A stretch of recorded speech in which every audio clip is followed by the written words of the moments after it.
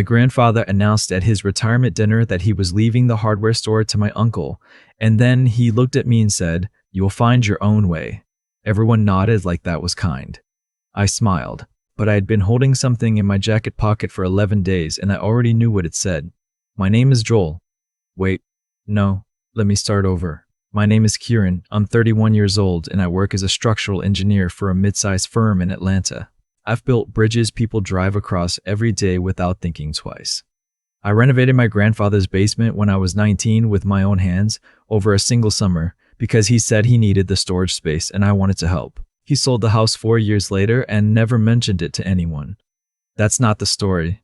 That's just the beginning of it. My grandfather, we all called him Pop, everyone in the family did, ran Ashby Hardware on County Road 7 in rural Tennessee for 43 years. It was the kind of store that smelled like motor oil and pine sawdust. The kind where regulars knew where everything was before you did. He built it from nothing. One storefront, one truck, 2 employees including himself. By the time I was a teenager, it had expanded 3 times and employed 11 people from the town. He was proud of that store the way some men are proud of their children. Maybe more. I grew up 1 hour north of that store. My uncle, his younger son, grew up in the apartment above it. That's the whole story, really. Geography was destiny, and I just happened to be born on the wrong side of it. My father was the older brother. He moved away at 23, married my mother, had me, and built a quiet life that had nothing to do with hardware or legacies or Tennessee. He was a high school history teacher. He coached JV soccer. He drove a truck with 200,000 miles on it because he said a car was just a tool, not a statement. My uncle, on the other hand, stayed. Worked the store floor from 16. Knew every supplier, every regular customer, every creak in the back storeroom floor. And Pop loved him for it in a way that was never said aloud but was present in every room they shared together. I'm not bitter about that. I want to be clear. My uncle earned what he got. I'm telling you a different story. What I'm telling you is what happened to me. I went to Tennessee every summer until I was 15. Those trips were the best weeks of my year. Pop would wake me at 5:30 to open the store, show me how to inventory the bolts and fasteners, let me run the register on slow Wednesday afternoons. He called me his little foreman. He used to ruffle my hair and say, "You think like an engineer, kid. You see how things fit together." I held on to that for years. Like a coin you keep in your pocket. When I was accepted to Georgia Tech on a partial scholarship, I called Pop before I called anyone else. He was quiet for a second. Then he said, "Good school. Your father must be pleased." Not "you did it, kid." Not "I'm proud of you, little foreman." Just "your father must be pleased." I told myself he was tired. Old men get tired. I finished my degree in 4 years and started with the firm in Atlanta at 23. By 26, I was project lead on a highway overpass expansion outside Birmingham. By 28, I'd been quoted in 2 trade publications and presented at a regional infrastructure conference. I sent Pop the article. His response came 3 weeks later, a postcard with a cartoon rooster on it and 4 words, "Nice work, stay humble." My uncle sent me nothing, but he didn't need to, because Pop talked about him at every family dinner like he was building the empire that would outlast them all. New inventory system. New delivery fleet, possibility of a second location. Pop's eyes lit up in a way they never did for anything I ever said. I learned to eat quietly and smile at the right moments. The letter arrived on a Tuesday in October. I was at my desk reviewing load calculations for a pedestrian walkway project when my phone buzzed with a notification from a genealogy service. I had signed up 6 months earlier, mostly out of curiosity, one of those things you do late at night when you're avoiding something else. I had expected vague percentages and a map showing I was mostly Scots-Irish with a corner of something unexpected. Instead, the notification said there was a new DNA match flagged as a close family connection, and the system had automatically populated a suggested relationship. Half-sibling, confidence, high. I sat with that for a long time. The name attached to the match was unfamiliar. A woman, early 30s, living in North Carolina. Her profile said she had uploaded her DNA 2 years ago and never added any family tree information. No notes, no photo, just a name and a location. I didn't message her right away. I closed the app, went back to my load calculations, and didn't sleep well for 4 nights in a row. Here's the part I need to explain, because without it, the rest won't make sense. When I was 14, I overheard my parents arguing through the wall of our house. Not a big fight, not screaming, just the low urgent kind that sounds worse somehow because everyone is trying to stay controlled. My mother said something that I caught only in pieces. The phrase "before you," and something that sounded like "he deserves to know." My father said it doesn't change anything. Then silence. Then the sound of a cabinet closing. I never asked about it. 14-year-olds rarely do. I filed it somewhere and forgot about it, or thought I had. Looking at that notification on my phone, I remembered the sound of that cabinet. I reached out to the woman in North Carolina. Her name was Waverly. She responded within a day, and she was careful in her message. Polite, measured, clearly nervous. She said she had been trying to find information about her biological father for 2 years. She said her mother had told her almost nothing. She said she was sorry if this was unexpected. I told her it was okay. I asked her one question. She answered it. Her mother and my father had overlapped for a period of about 8 months, roughly a year before my parents got married. He was 22. Waverly was 30 years old. The math was exact. I didn't tell anyone, not my mother, not my father, not my girlfriend, not my closest friend at work. I sat with it the way you sit with a stone that turns out to be heavier than it looks, and you can't quite put it down, and you can't quite carry it either. I kept thinking about that postcard, "Nice work, stay humble." 4 words when my father's other child had been living an hour away, my entire life, and no one told me. Pop's retirement dinner was held at the Ridgeview Banquet Hall, the nicest event space within 40 miles. 60 people in press clothes, tables decorated with small potted succulents because my aunt had seen something on Pinterest. The store was officially transferring to my uncle in the new year. This dinner was the announcement made formal, the handshake made public. I drove 4 hours from Atlanta and arrived at 6 in a dark gray jacket. The dinner went the way those things always go. Toasts, applause, old stories told to people who'd heard them 100 times but laughed anyway, because that's what you do at the table of someone you love. My uncle stood and gave a speech that was genuinely moving. He talked about watching Pop open the store in winter cold at 5:30 every morning. He talked about the first time Pop let him handle a supplier negotiation alone. He teared up once and stopped talking for a second, and the room went quiet in that warm way rooms do. Then Pop stood. He talked about the store, about the town, about legacy. He said the word legacy 4 times. He raised his glass to my uncle and called him the backbone of everything he'd built. He mentioned my aunt by name, my 2 cousins by name. He looked at my grandmother, who had been gone for 6 years by then, and said her name once, softly, and half the room held their breath. Then he looked across the table at me and my father, at the far end, at the guests and family end, and he said, "I'm grateful for everyone who showed up tonight." A pause. I know it wasn't always easy for all of you to stay connected to what we built here. It wasn't cruel. That's the thing. He probably meant it warmly, but it sat in the air the way those things do. And I watched my father look down at his plate, and I understood that this had been happening my whole life, this graceful and total exclusion. I smiled and lifted my glass with everyone else, the envelope in my jacket pocket pressed against my ribs. After dinner, people broke into clusters.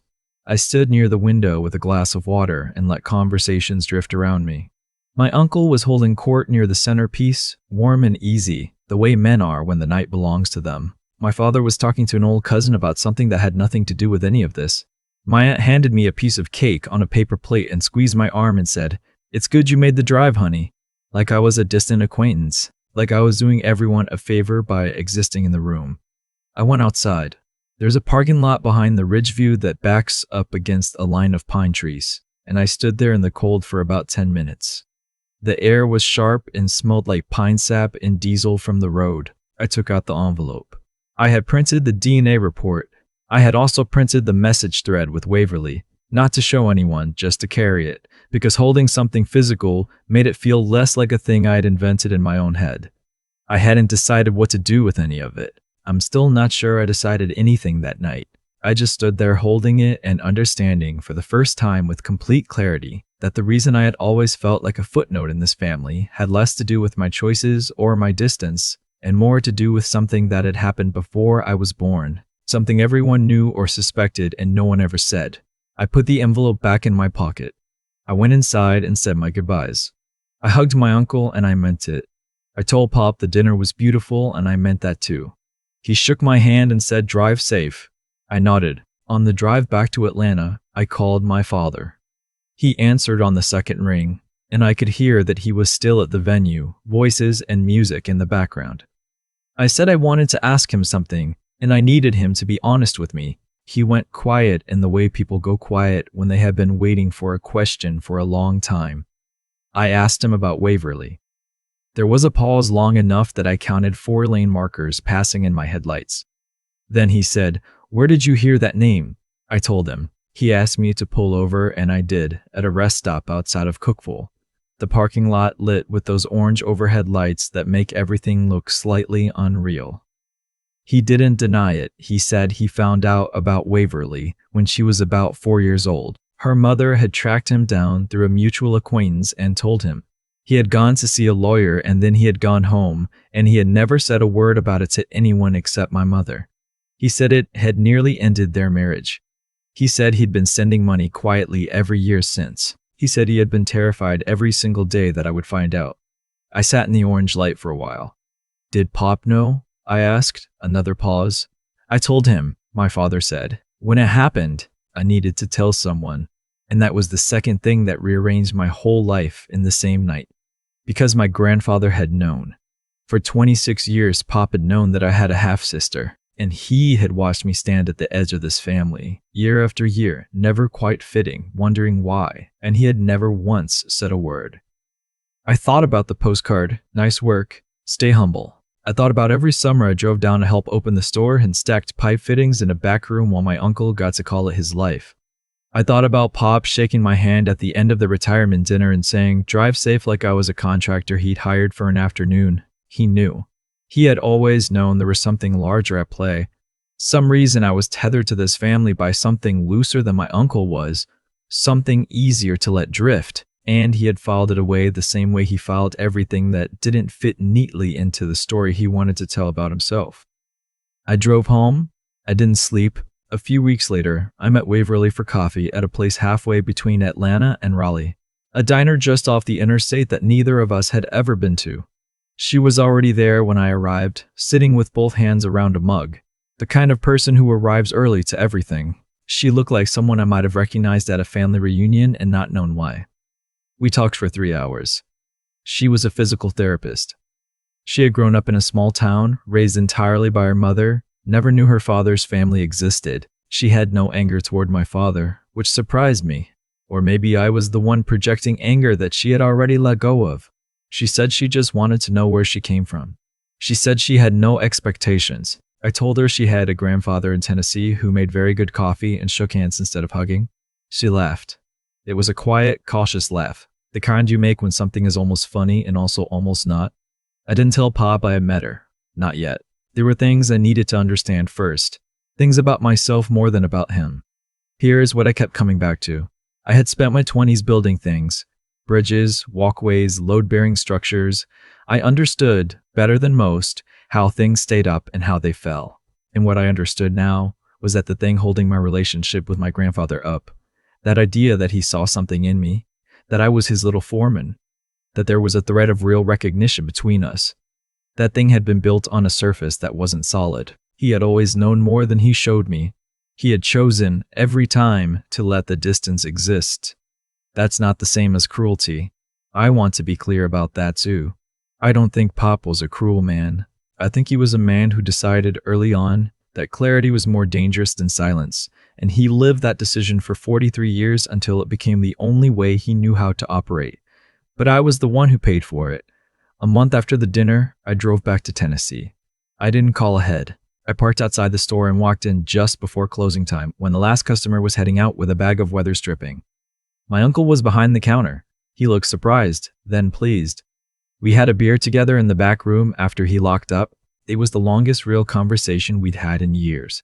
He talked about the pressure of the transfer, all the responsibilities he was suddenly holding alone. He talked about how Pop had been pulling back for over a year, letting the reins loosen slowly, and how it had been both an honor and a weight.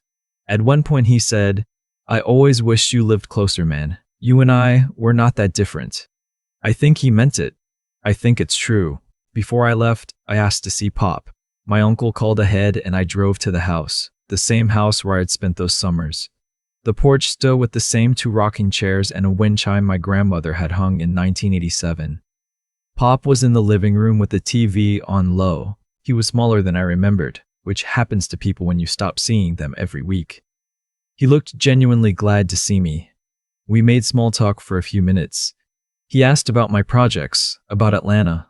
I told him about the pedestrian walkway. He nodded and said, "That's good work, important work." Then I asked him to turn the TV off. He did. I told him I knew about Waverly. I told him I knew he had known for over 2 decades. I didn't raise my voice. I wasn't performing anything. I was just done holding it inside my chest like something I had to protect. He went still. Not defensive, not angry, just very still. The way old men sometimes get when they realize a reckoning has arrived and they are too tired to fight it. He said, "I thought it was your father's place to tell you." I said, "You had 26 years to decide if it was your place." He didn't answer that. I sat with him for another hour. We didn't resolve anything. There was nothing to resolve, not really. No argument to win, no apology that would rewind time. But something changed in the room. He stopped treating me like a guest. He started talking to me the way he talked to my uncle, directly, about real things, about his health, about the fears he'd never said out loud, about my grandmother, about what it had cost him to keep so many things inside for so long. He said, near the end, "I wasn't trying to cut you out. I just didn't know how to let you in." I believed him. I also believed that it didn't make the years any shorter. I drove back to Atlanta the next morning. The thing nobody tells you about finding out a difficult truth is that it doesn't immediately feel like freedom. It feels, at first, like the floor you were standing on was thinner than you thought. And now you have to figure out how much of the rest of the house is still solid. I spent several weeks walking carefully, testing weight, trying to figure out what still held. My father and I had a long conversation, multiple conversations actually, spread out over several months. He wasn't the villain of this story either. He was someone who had made a bad decision at 22, had tried to manage the consequences privately, and had carried it in a way that cost everyone around him something. He wept on the phone once. I had never heard him cry before. It was harder to hear than the silence had been. I message Waverly every few weeks. Easy exchanges at first, a link to a podcast, a funny observation about something in the news, then longer messages. She told me about a patient she was particularly proud of, an elderly man relearning to walk after a stroke. I told her about a bridge I had worked on, how much it mattered to me that it would still be standing in 100 years. She wrote back, "I think I know what you mean. Building something that outlasts you." She sends a photo of her mother's garden in autumn, the tomato plants dying back in beautiful orange rows. I printed it and put it on my desk. One evening last spring, I opened a blank document and I started recording my thoughts about all of it. Not for anyone, just for myself, the kind of thinking that needs a page instead of a ceiling to land on. I wrote for a long time. At some point I wrote this: Pop's store will outlast him. The overpass outside Birmingham will outlast me. Waverly and I will outlast all of it. That's not nothing. That might be everything. I don't know exactly what I am to this family now. The category I occupied. The distant nephew, the polite grandchild at the far end of the table, doesn't quite fit anymore. I don't mourn it. That category was never really mine anyway. It was just the space that was left over once everyone else had been assigned a place. What I have now is different. Smaller in some ways. A real conversation with an old man in a living room with the TV off. A sister I didn't know for 30 years who sends me photos of dying tomato plants like they are beautiful, because they are. A father who finally said out loud that he was sorry. Not a legacy, not an inheritance, just the truth, and the people who were willing to stand in it with me. Some things take a long time to build. The most important ones usually do. If you've ever sat at a table where everyone had a name except you, if you've ever been the person the toast skipped over, if you've ever carried something heavy in your chest for years because you didn't know yet what it was, just put yes in the comments. Because this little corner is for us, for the ones who build things anyway, even when no one was watching. Even when no one said it mattered. It mattered. It always did. I've thought a lot about what it actually costs a person to stay silent for 26 years. Not the dramatic kind of silence, Not the slammed doors and turned backs, but the quiet, mannish kind. The kind Pop lived in. The kind my father lived in. The kind where you make one decision early and then spend decades maintaining it, patching it, keeping it upright the way you'd keep an old structure standing long past when it should have come down.